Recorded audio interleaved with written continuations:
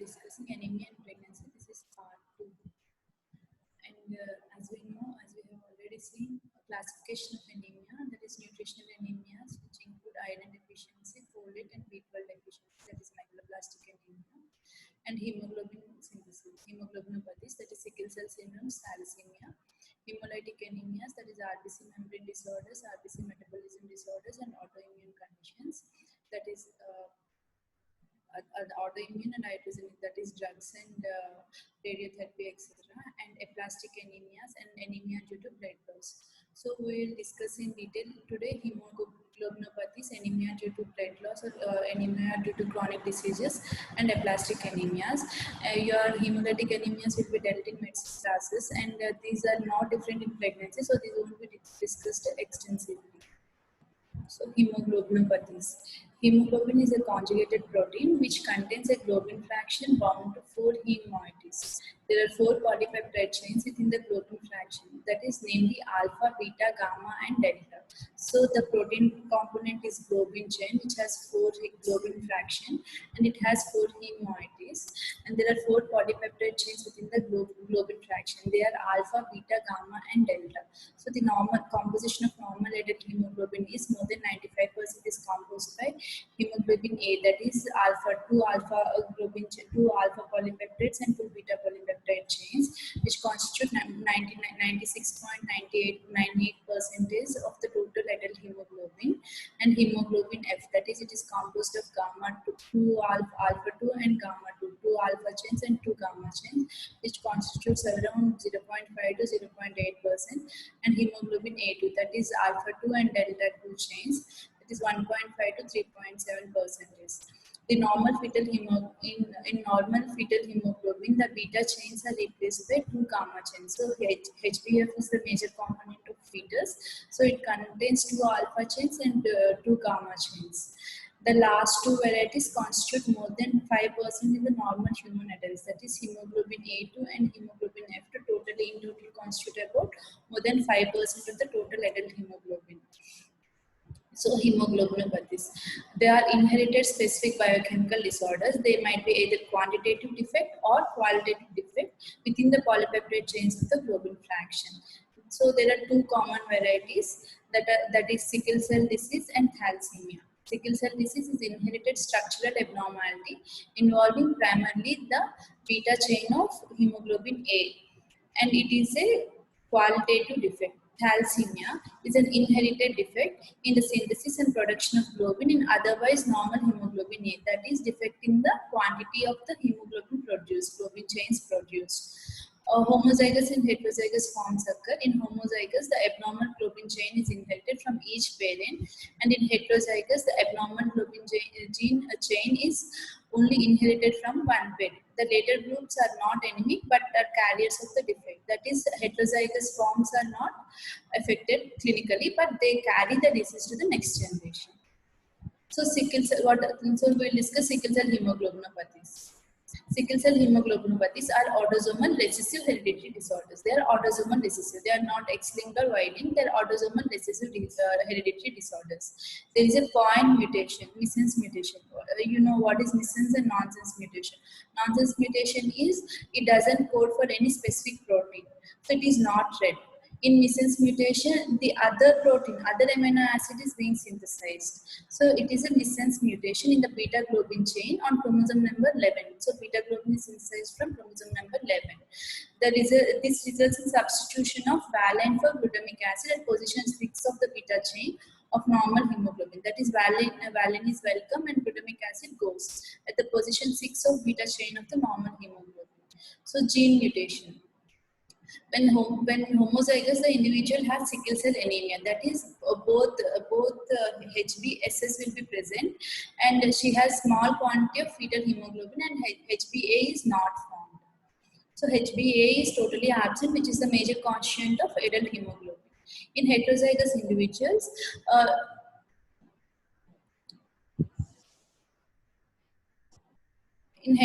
individuals, for sickle cell anemia, hemoglobin has sickle cell trait. That is, part of it is hemoglobin A and part of it is hemoglobin S. Such an individual has about 55 to 60% of hemoglobin A and 35 to 40% of hemoglobin S.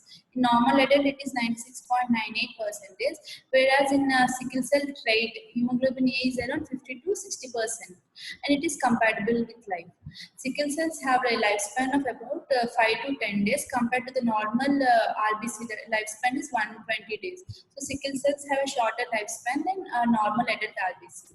Prevalence rate of sickle cell hemoglobinopathies is highest in Africa and ranges from 20 to 50%.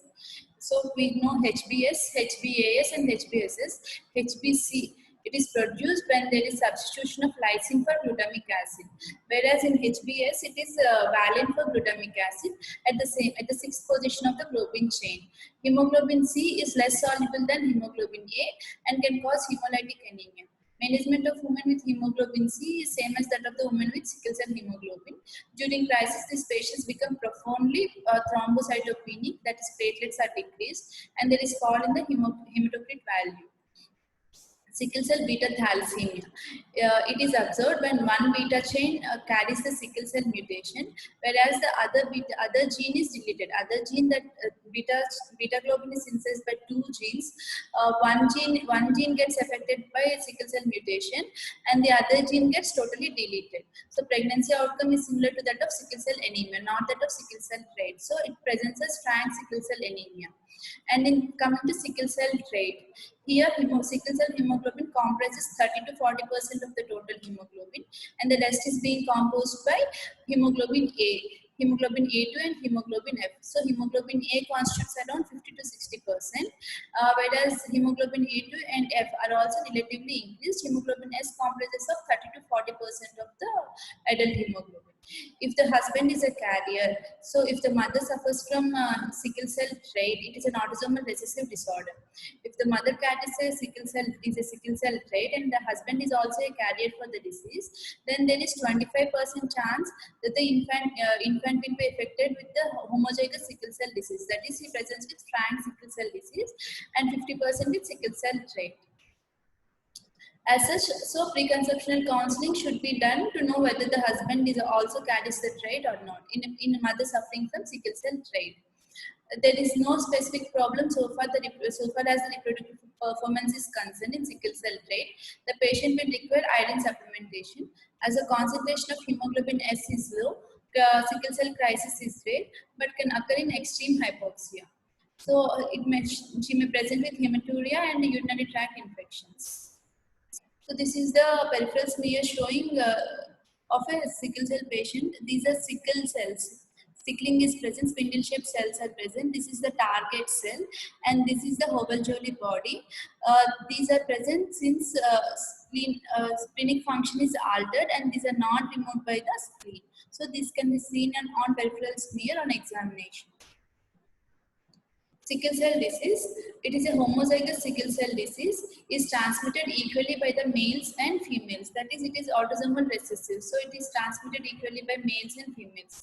Partner must be tested, and termination of pregnancy is an option if the fetus is diagnosed to have major hemoglobinopathy on prenatal diagnosis by chorionic villus sampling. So if on CVS you diagnose the fetus as having major hemoglobinopathies, that is sickle cell hemoglobinopathy, then it is an indication for termination of pregnancy. So what is pathophysiology? Red cells with hemoglobin S are in oxygenated state. In oxygenated state behave normally as that of adult hemoglobin, but in deoxygenated state, this HbS aggregates, polymerizes, and distorts the red cells to sickle. These sickle-shaped cells block the microcirculation due to their rigid structure. So they present as clinical features. This sickling phenomena, so sickling in normal oxygenated state, they are act as normal RBC, but in deoxygenated state, they polymerize and form sickle cells. So this sickling is precipitated by infections, acidosis, dehydration, hypoxia, and cooling. So acidosis and dehydration, acidosis is more common in pregnancy, and hypoxia is also present because of hemodilution. So in pregnancy, it may be precipitated. The cells have got shorter lifespan and are more fragile. Increased destruction leads to hemolysis, anemia, and jaundice. So the lifespan of sickle cells is 5 to 10 days, whereas in normal RBC it is 120 days. So because of increased destruction, hemolysis, anemia, and jaundice may occur. So how do you diagnose? There will be anemia, that is hypochromic anemia will be present because of defective hemoglobin synthesis, and it is not responding to iron therapy. So it is refractory hypochromic anemia, and by sickling test you can diagnose sickle cells, and there might be persistent reticulocytosis. This is because of hemolysis whereby there is increased red cell production. So reticulocytes are 10 to 20%, which is abnormal. There is high fasting serum iron level because of increased hemolysis and increased iron overload, or because prior parenteral or oral iron therapy, if there is misdiagnosed. And identification of the type of hemoglobinopathy by using hemoglobin electrophoresis. So what are the effects of the disease on pregnancy? There is increased incidence of miscarriage, prematurity, IUGR, and fetal loss. And the perinatal mortality is high. There is increased incidence of preeclampsia, postpartum hemorrhage, and infection. Infection rate is increased. So there is increased maternal morbidity because of urinary tract infections or end organ damage because of high viscosity of the blood. That is cerebral, CVA accident, cerebrovascular accident, or in sickle cell crisis. And maternal death rate is increased up to 25% due to pulmonary infraction, acute chest syndrome, congestive cardiac failure, or embolism. These come under sickle cell crisis. That is pulmonary infraction, acute chest syndrome, congestive cardiac failure, or embolism. So what are the effects of pregnancy on disease? There is chance of sickle cell crisis, which usually occurs in the last trimester of pregnancy. So what are the types of crisis we meet in pregnancy? That is hemolytic crisis and painful crisis. Hemolytic crisis, it is due to hemolysis with rapidly developing anemia along with jaundice. And there is associated leukocytosis and fever. And painful or vaso-occlusive crisis, it is due to vascular occlusion of the various organs by capillary thrombosis, resulting in infraction. As we have seen, there is sickling and they don't freely move through the blood vessels, and they cause thrombosis and infraction. So the organs commonly affected by vaso-occlusion and infraction are bones. There is bone marrow, osteonecrosis can occur, and kidneys, renal medulla is affected, and hepatosplenomegaly may occur, lung infraction, pulmonary infraction may occur, heart failure, cardiac failure, neurologic, that is cardiovascular accidents like seizures and stroke may occur, and there might be superadded infections are high because if vascular damage occurs in the limbs, there are chances of infections. So what is management? The patient must be counseled. Preconceptional counseling regarding the chance of inheritance must be explained to the patient, and prenatal diagnosis, that is antenatal identification using chorionic villus sampling of the homozygous state of this disorder is an indication for termination of pregnancy. So if on CVS chorionic villus sampling, if you find a homozygous defect on the fetus, then you can term it is an indication for pregnancy if the patient desires. So management needs multidisciplinary team approach, and partner screening, carrier screening must be done if the patient is a sickle cell carrier trait is present. So how do you manage during pregnancy? Careful antenatal supervision is needed, and as hypoxia precipitates the disease, air traveling in unpressurized aircraft that is at high altitude should be avoided, and prophylactic folic acid 1 milligram tablet should be given daily. Iron supplementation is reserved only in persons in case of iron deficiency, since there is iron overload because of hemolysis. And prophylactic booster or exchange blood transfusion may be given. This is usually followed. And so we will give prophylactic blood transfusion. The objective of the transfusion is to keep the hematocrit value above 25%. That is, normal adult hematocrit value is around 30%, and our aim is to keep the hematocrit above 25%, and adult hemoglobin around more than 20%, and concentration of HbS less than 50%. So in sickle cell trait, it is 50 to 60%, but our aim is to keep the hemoglobin A at least about 20%. Infections, that is infections are increased during there is increased rate of infection in sickle cell anemia and also in pregnancy because of immunocompromised state. So infection, that is pneumococcal or appearance of unusual symptoms necessitates hospitalization. So to prevent these infections, penicillin prophylaxis is given to all patients with sickle cell disease as they are at risk of infection. So that is Neisseria meningitidis, Streptococcus pneumonia and Haemophilus influenza. This vaccination can also be given during pregnancy because it is a subunit vaccine. So aggressive iron chelation before conception should be advised in women who are significantly iron overloaded. So prior to pregnancy, before planning pregnancy, iron chelation should be given, and dextroxamine is contraindicated in pregnancy. Hematopoietic cells, that is bone marrow or cord blood stem cell transplantation, has been used with success. So this is the medical management. So you can give iron chelation therapy prior to pregnancy. It is contraindicated during pregnancy. And our wonder drug, hydroxyurea, it increases the amount of hemoglobin F, which is not dependent on beta globin chains. So it selectively, what properties of hydroxyurea are, it is selectively cytotoxic in bone marrow, increases synthesis of erythroblasts during hemoglobin F, and it is cytotoxic, that is risk of teratogenicity and carcinogenicity are high. So it is used as an anti-cancer drug also. Case reports are serious with favorable outcomes and there is no long-term follow-up available for hydroxyurea. It is not recommended during pregnancy. So in preconception counseling, we have to stop hydroxyurea 3 months before the conception as it is tetrazoline. So all management during labor and delivery, vaginal delivery is preferred because sickle cell disease is not an absolute indication for cesarean section.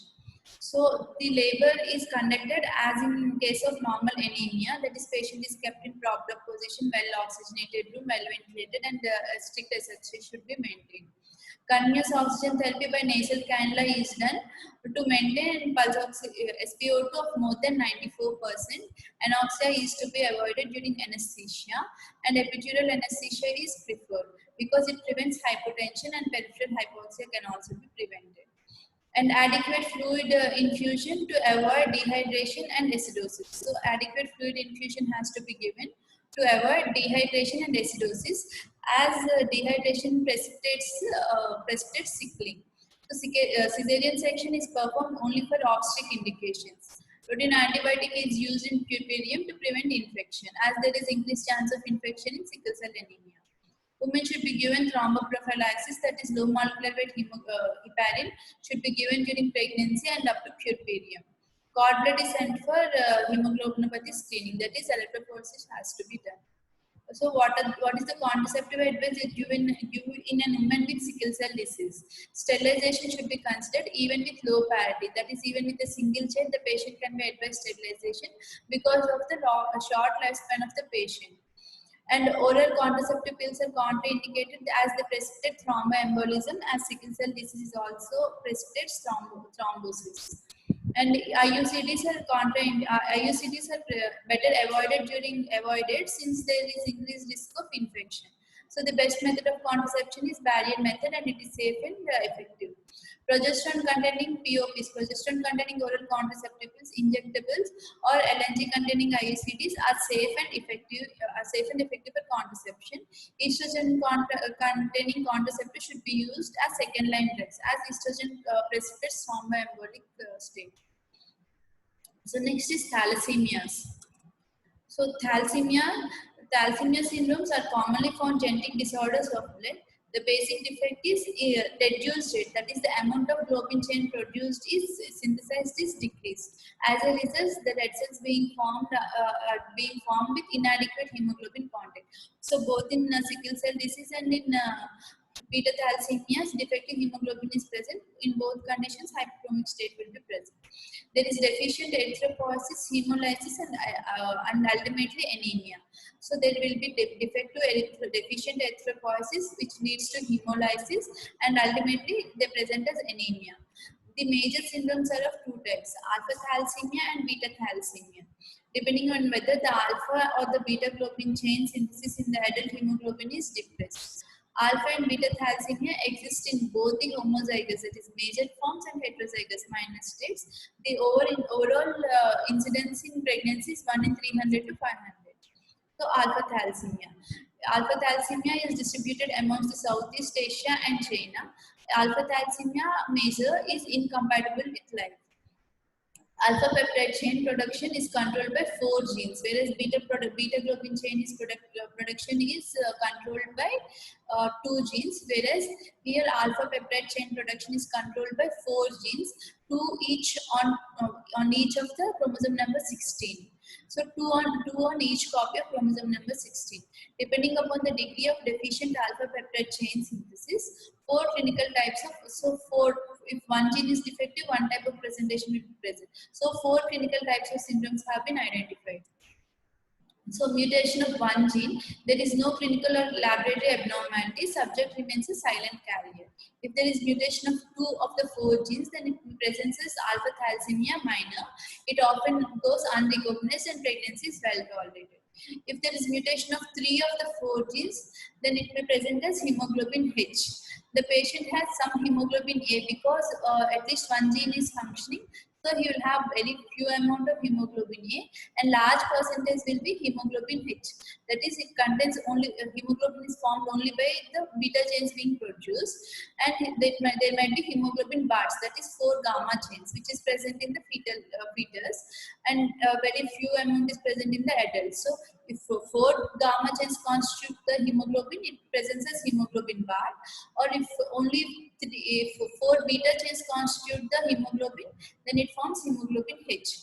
The hemoglobin bar present at birth is gradually replaced by hemoglobin H. These women suffer from hemolytic anemia. During pregnancy, anemia deteriorates further. So if there is a mutation of all the 4 genes, it presents as alpha thalassemia major. There is no alpha globin chain, so hemoglobin bars. The baby may present as hemoglobin bar, which is incompatible with life, and it usually presents as IUD. Or hemoglobin F. If at all it survives, the fetal hemoglobin bars are replaced by hemoglobin H, that is 4 beta chains. The fetus dies either in utero or soon after birth.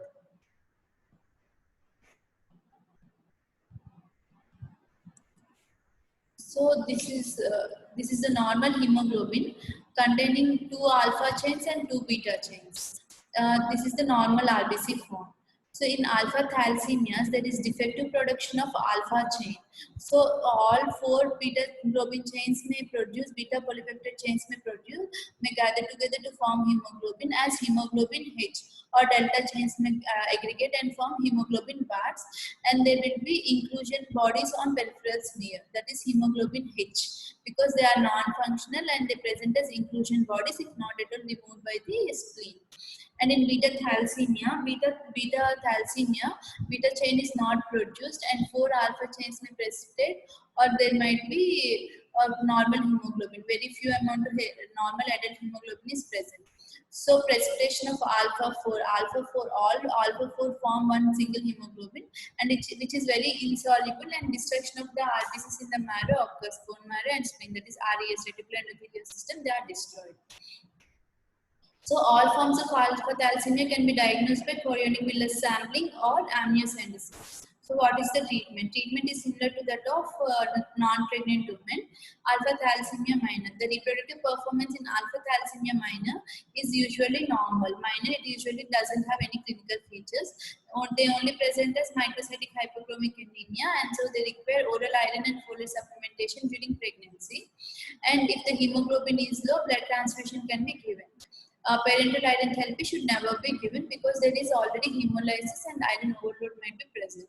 So beta thalassemia. This entity is predominantly distributed among the Mediterranean coast and Southeast Asia. The normal adult hemoglobin is composed of 2 alpha and 2 beta polypeptide chains.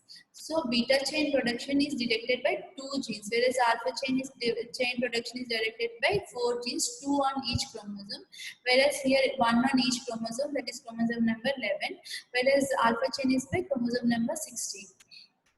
So more than 150 point mutations in the beta globin chain have been identified. So in sickle cell disease, it is missense mutation. With beta thalassemia, beta chain production is decreased and excess of the alpha chains precipitate and cause red cell membrane damage. Beta thalassemia major is also called as Cooley anemia when there is when the mutation affects both the genes. There is red cell destruction as there is no beta chain production. So beta chains are not produced and the alpha chains damage the RBC membrane and there is red cell destruction. Erythropoiesis is also ineffective. Such an infant needs repeated blood transfusion to survive. There is progressive because of repeated blood transfusions. There is progressive hyperosplenomegaly, impaired growth, anemia, congestive cardiac failure, and intercurrent infection. So they rarely, so that those children rarely live up to adolescence or they cross their childhood. Chance of survival beyond teens is uncommon. They are often sterile. So in sickle cell anemia, reproduction is not affected, very little affected. Whereas in beta thalassemia major, Cooley's anemia, they are often sterile.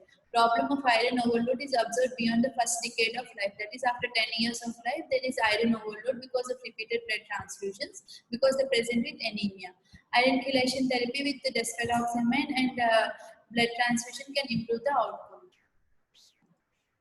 So, preconceptional counseling. Father of the fetus is advised for hemoglobin electrophoresis if the MCV is low. When the father has normal hemoglobin, then the fetus has 50% chance of beta thalassemia minor. If the mother has beta thalassemia major, then the baby has chances of 50% chance of beta thalassemia minor and 25% chance of normal hemoglobin. When the father is a carrier, that is, he has beta thalassemia minor, then the risk of the fetus being beta thalassemia major is 50%. So all forms of beta thalassemia can be detected by CVS and amniocentesis as similar to that of alpha thalassemia. So pre-implantation blastomere biopsy. Before you do IVF in vitro fertilization, you can take a cell from the blastomere and do DNA analysis and DNA study. Then you can detect alpha thalassemia and you can discard that embryo. So pre-implantation blastomere biopsy and DNA study is possible to select unaffected embryo during in vitro fertilization. So what is beta thalassemia minor? When there is mutation of one gene, beta peptide chain, production is reduced by half. So the excess alpha chains combine with the delta chains, producing hemoglobin A2. So hemoglobin A2 and hemoglobin F are increased. So excess of the alpha chains combined with delta and the gamma chains to increase hemoglobin A2 and hemoglobin F. Sickle cell trait may coexist with thalassemia minor. So what we have seen is sickle cell thalassemia. One gene is affected by sickle cell mutation and the other beta chain is deleted. Then it is sickle cell thalassemia. Hematological findings in thalassemia. So there is low mean corpuscular volume, that is microcytosis is present and mean corpuscular hemoglobin is also decreased because hemoglobin production is low.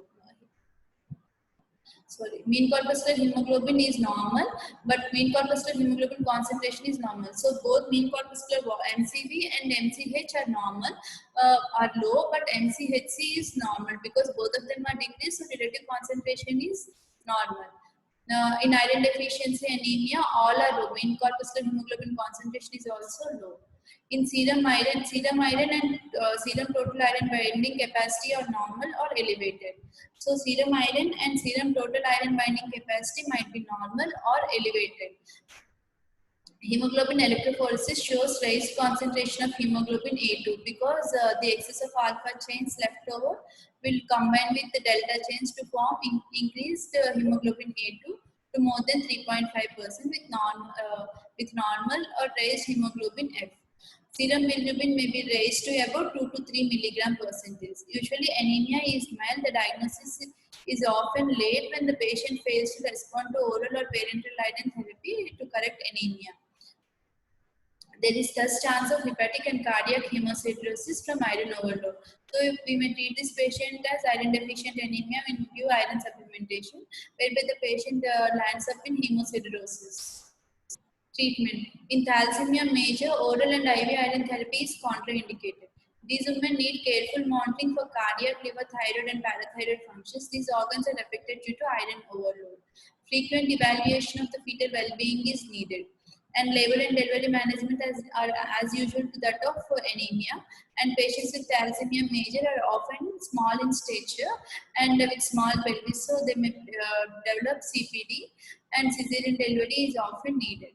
Majority of the women tolerate pregnancy well with good maternal and fetal outcome. Oral folic acid supplementation is continued. Oral iron therapy in thalassemia minor is given only when the laboratory diagnosis of iron deficiency is confirmed. So, aplastic anemia. Aplastic anemia is rarely seen in pregnancy and there is marked decrease in marrow stem cells.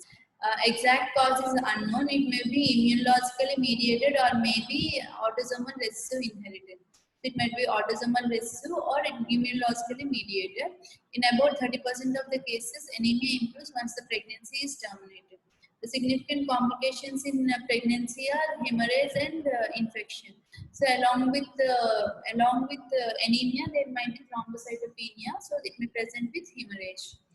For diagnosis, so on a laboratory examination, there might be anemia, leukopenia, and thrombocytopenia.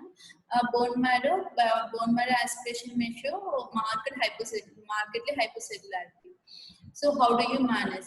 We give repeated blood transfusions to maintain the hematocrit about 20%. So the normal hematocrit is 30%, whereas we'll try to maintain it above 20%.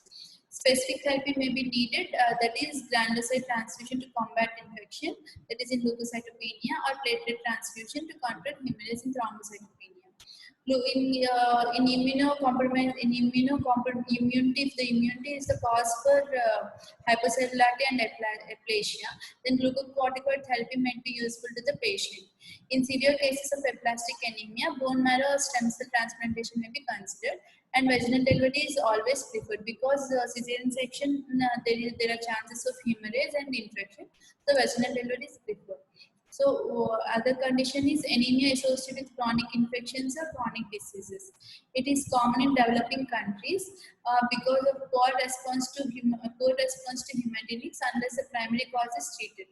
So in anemia associated with chronic diseases, a poor response to hematinics is present because the primary cause still exists. Worm infestation is common. It is diagnosed by stool examination. And urinary tract infection and asymptomatic bacteria in pregnancy is associated with refractory anemia. So that is, they don't respond to iron therapy. And in chronic renal diseases, it may present as anemia because of erythropoietin deficiency.